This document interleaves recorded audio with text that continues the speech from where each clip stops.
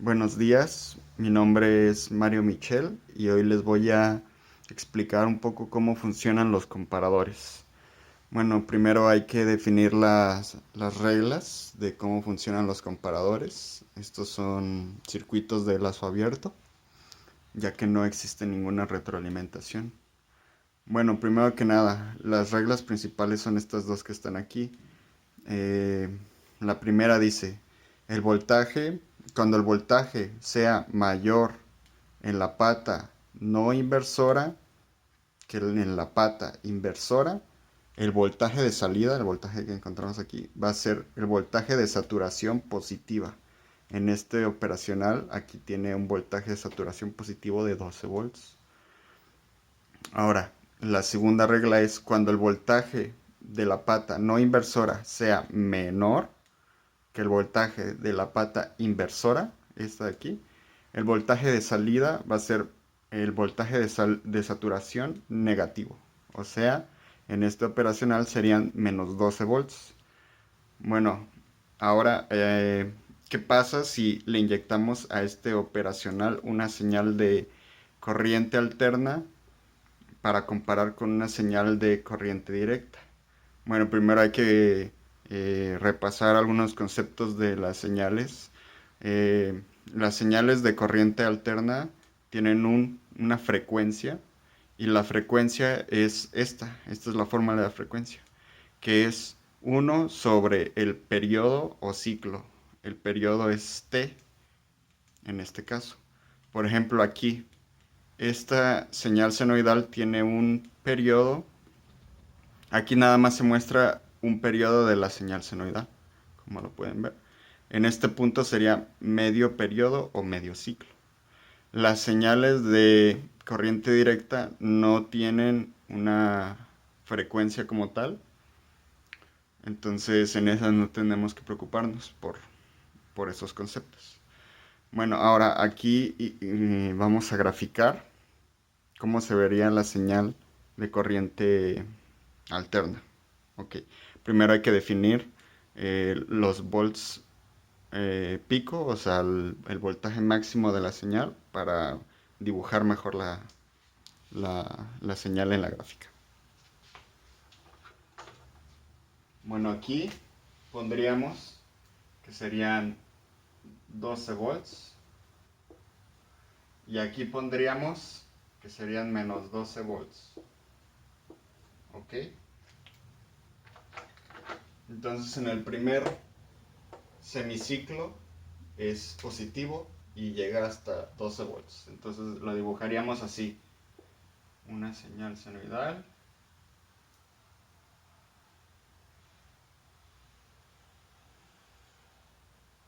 Ahí está. El primer semiciclo positivo. Ahora hay que dibujar el semiciclo negativo. Sería así.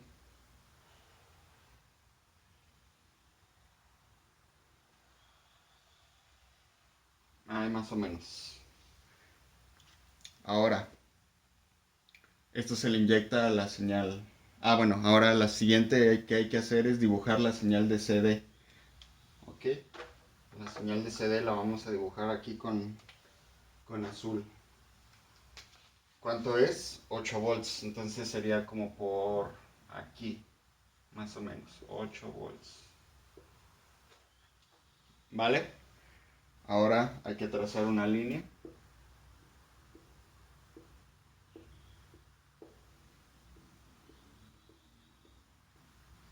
Eso va a representar los 8 volts de DC. Ahora, ¿qué hay que hacer? Pues nada más irnos a las reglas y ver cómo es que se comporta la salida. Bueno, ahora hay que comparar las dos señales. Por ejemplo, en el tiempo cero,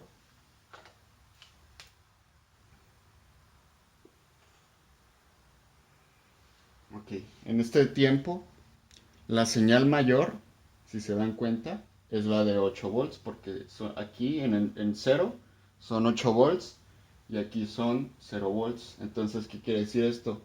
Que el voltaje de la inversora es mayor que el de la no inversora. Por lo tanto, el voltaje de la salida sería la saturación negativa.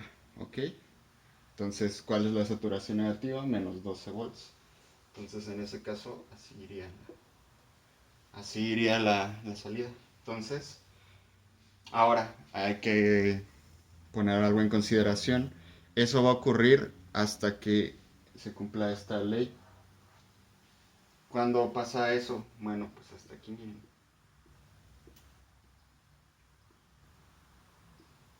Entonces, ahí ya son menos 12 volts. ¿Qué pasa de aquí hacia arriba? Bueno, ahí cambia porque la ley nos dice que el voltaje de la pata no inversora es mayor al voltaje de la pata inversora. Por lo tanto, el voltaje de salida es voltaje de saturación positiva. Entonces, ¿qué pasaría? Bueno, pues en ese punto la señal llegaría hasta 12 volts, que es esto. Esto cambiaría así. ¿Ok? ¿Cuánto tiempo va a ser eso? Pues todo el tiempo en donde la señal de corriente alterna sea mayor que la de corriente directa. Por lo tanto, vamos a hacer esto. ¿Ok?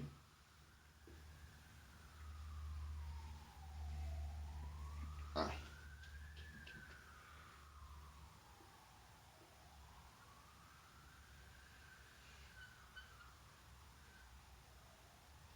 ¿qué va a pasar ahí? Bueno, pues la señal va a bajar hasta menos 12 volts porque se va a cumplir esta ley en donde nos dice que si el voltaje de la pata inversora es mayor que el voltaje de la pata no inversora, pues es voltaje de saturación negativa.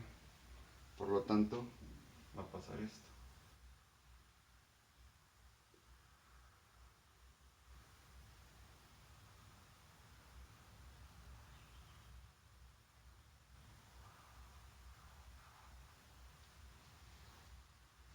Va a ser saturación negativa hasta que empiece el siguiente ciclo. Como lo pueden ver aquí, no empieza justo en cero, empieza un poquito después. Entonces, si siguiéramos dibujando la señal positiva, más o menos por ahí, y esta, la de CD. Ok, ahora hasta ese momento.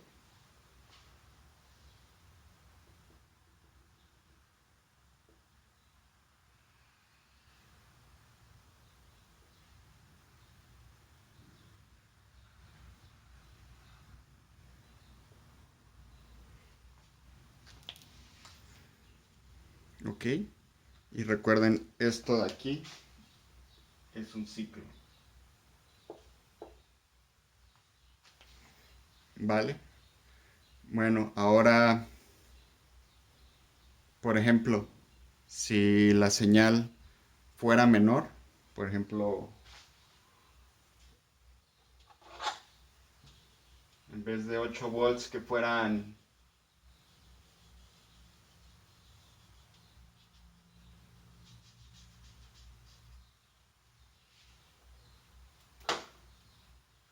6 volts, por ejemplo, aquí la mitad, 6 volts, que aquí en vez de que fueran 8 fueran 6. Bueno, ¿qué pasa? Pues hacemos lo mismo. Hacemos la línea y volvemos a graficar la salida. Igual, con las mismas leyes que estamos usando ahorita en el dibujo pasado.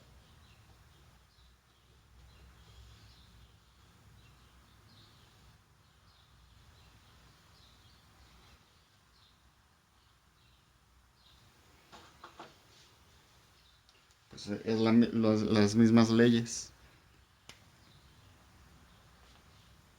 En el punto cero, el voltaje directo es mayor que el de la corriente alterna. Entonces el voltaje El voltaje directo está en la parte inversora. La parte inversora es mayor que la no inversora. Por ende, el voltaje de salida es saturación negativa. Entonces pasa esto. Así.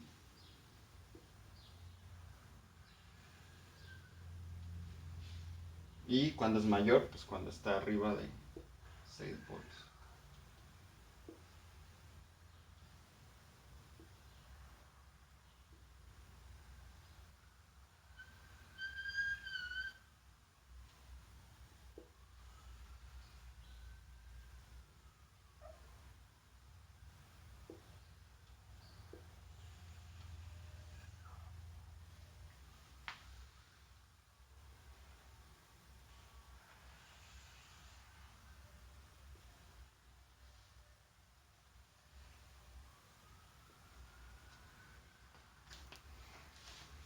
Y eso es lo que pasa cuando haces con 6 volts en vez de 8 volts.